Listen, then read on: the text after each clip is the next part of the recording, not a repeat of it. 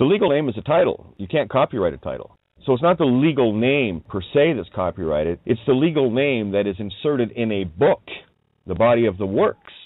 It is the book that is copyrighted, thus rendering what is in the book copyrighted material. The book the legal name is registered in is copyrighted. In the body of the works. Big difference. It's not a title anymore. It's still a legal name. Title is Mr. or Mrs. or President or Queen or whatever. Those are titles. That's what makes it copyrighted. Because you can't copyright titles. You see how subtle that trick is? Well, you can't copyright the title of the book, so let's throw the title of the book inside the book, so if anyone ever uses that, it's copyright infringement. But we won't assert that, because we want humanity committing fraud so we can milk the motherfuckers dry. A bar card.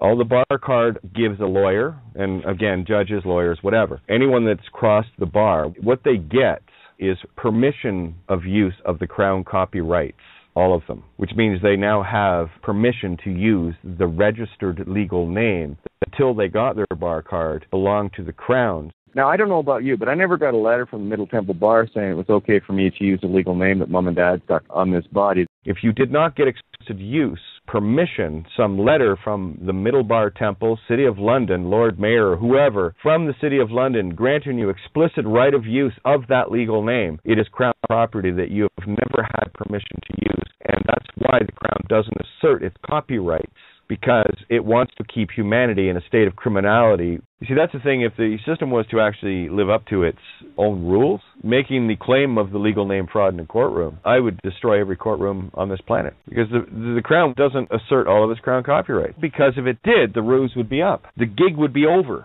In the illusion of thinking a private name to do commerce is somehow out of the system. It's not. It's still a contract of the Whore of Babylon. Any intent to be part of it. It's the ofness of the statement. What about a private name to be of the system for good? Well, that's the thing, is you don't want to be of the system at all. You can be in it. That's a different mindset, though. That takes a little bit to get there. Because in short, system equals serve Luciferian Babylon. So anything you want to privatize or publicize in the system is serve Luciferian Babylon. It serves the beast. There is one little bridge that is there, but it's not an owned bridge. It's just a Gaia bridge, the Jane Doe F755. That was put in place last July. That eliminated all legal name contracts in the anagogic sense for everyone, because every name that anyone thought they had legally was never theirs, ever. When copyrighting a book, it is the body of the works, what is inside, between the bindings, the front cover and the back cover. Everything in between is the book. Only the body of that work can be copyrighted. It's the cartoon character in the registration book, the legal name that's created. That's what's copyrighted. So you're using one of their fictitious characters.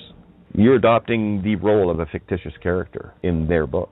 Anyway, that's what makes it copyrighted, where titles cannot be copyrighted. Just toss the, quote, titles, unquote, as characters or cast into the lake, the cast, lackey into the body of the story. Lake of Fire. Legal name is where you are cast. Cast is part of a caste system.